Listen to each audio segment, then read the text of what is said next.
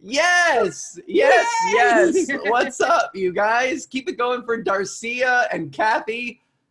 Keep it going, I said. Eleanor Morrison, I can see your name on your screen.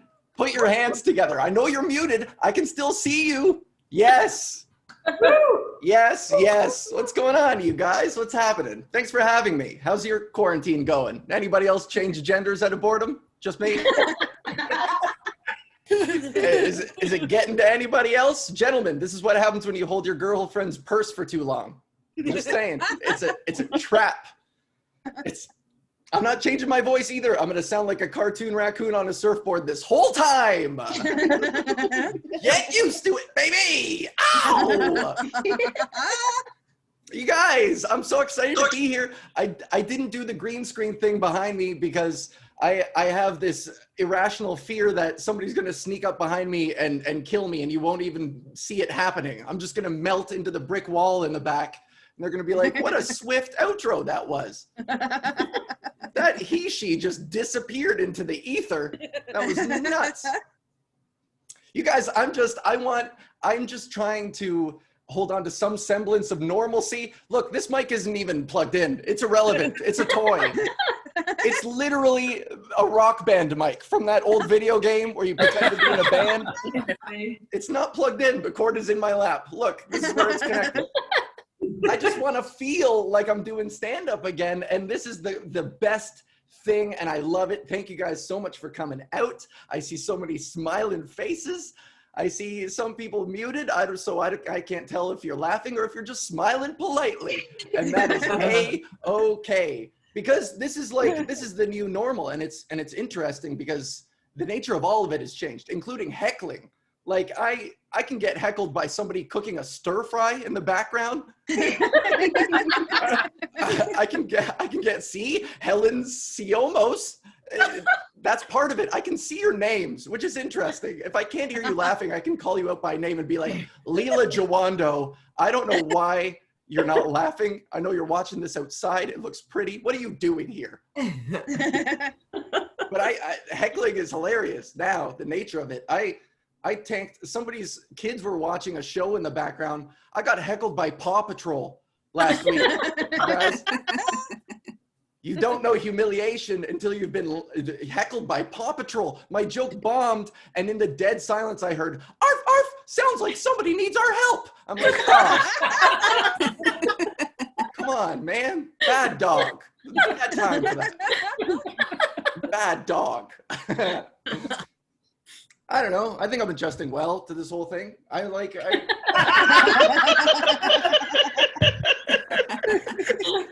Doing my best. I don't know. I actually got my vaccine yesterday. I'm so pumped about that. Yeah, it was for Gardasil, but still, I got the vaccine. I'm doing my best to combat the #1 scourge in the world, which is, say it with me, hepatitis. Very good, everyone. Very good. You know what? Now that I've announced that this is irrelevant, it doesn't matter what end I talk into. I could talk into the butt end for the rest of the set and just annoy anybody with OCD. How about that? It's funny. So this whole I should explain my aesthetic. I came out as queer like 3 years ago before the pandemic hit, if you can remember that far back.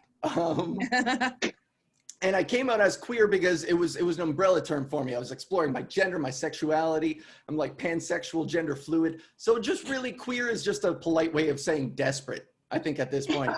Just a lot nicer, you know?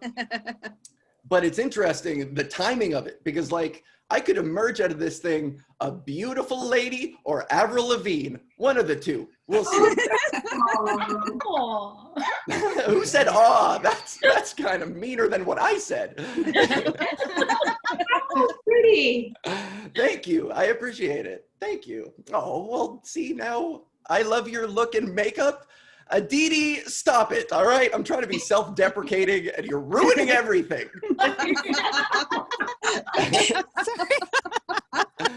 I do love it though. Thank you. I appreciate it. You know what? I don't look bad. The lighting on this webcam really cuts out the 5 o'clock shadow on my face. So your eyes just pop out.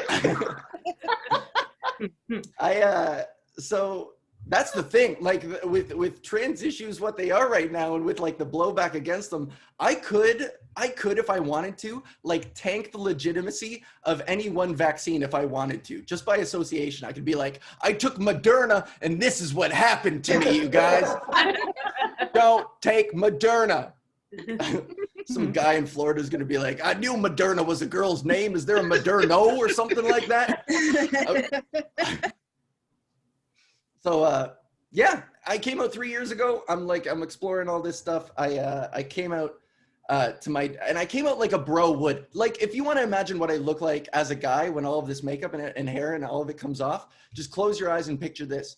You're at a convenience store, you're browsing the aisles, and you hear a disjointed voice announce to no one in particular, 2 aisles over, you hear somebody go, "Oh, sick, you guys have Mountain Dew Code Red?" That is me. That is me, the kind of person who still uses a Rock Band mic, you guys. I still love that game. Let's end strong. I'm going to talk into it like a corn on the cob. None of this matters. This is the harmonica corn on the cob portion of the show. But I came out to my dad. I came out to my dad like a bro would too. I came out to him at a Wild Wing, you guys, for real. And my dad responded like in an interesting way. I didn't suspect so, but my dad was like, I kind of suspected something was up, which was shocking to me. And I confronted him about that. I was like, Dad, how did you suspect anything? You know, hello? Did I just enter a call with somebody else? We're good. I thought I heard somebody go, dunce. But I questioned my dad. I challenged him on it. I was like, Dad, how did you suspect anything? I toughened up. I did every bro-y masculine thing. I suppressed every vaguely feminine homosexual thing. I played sports, Dad. He was like, nah, you played soccer. All right. That was red flag number 1, or rainbow flag number 1. Sorry, rainbow flag. Congratulations. I'm going to close on this. Thank you, first of all, to Kathy and Darcia for having me. And thank you guys for showing up. This is awesome. I love it. I want to end on some profoundly, this is the USB section. Here we go. I'm going to end. Here we go. And then, yeah, I'll mic drop the USB end. It'll be really anticlimactic. Coming out has taught me a lot about patience and love. And the people who love you are going to make mistakes, and that's okay. And it's a learning process for all of us, right? And my dad handled it pretty well. My mom, not so much. Like when I came out to my mom at first, I was like, Mom, I'm queer. And she was like, what does that mean? And I was like, I'm into men, women, trans people. And she stopped me. She was like, I will never let a trans person in my home as long as I live. Which broke my heart, man. Because I had the rest of the Avril Lavigne shit to tell her about. And I couldn't now. I had to let her process that and like take that away and process that on her own. But now, in retrospect, I realize it's actually kind of hilarious because I feel like my entire life I've been this German spy who's been spying on my mom the whole time at home. Like, Wilma, so you say you will never let a trans person in your home? Is that what you say? Well, maybe there has been one here the whole time. Thank you guys very much. I really appreciate it. Have a good night. Thank you. Thank you. Oh my gosh, Al Val, everybody. Give it up for Al Val. And also,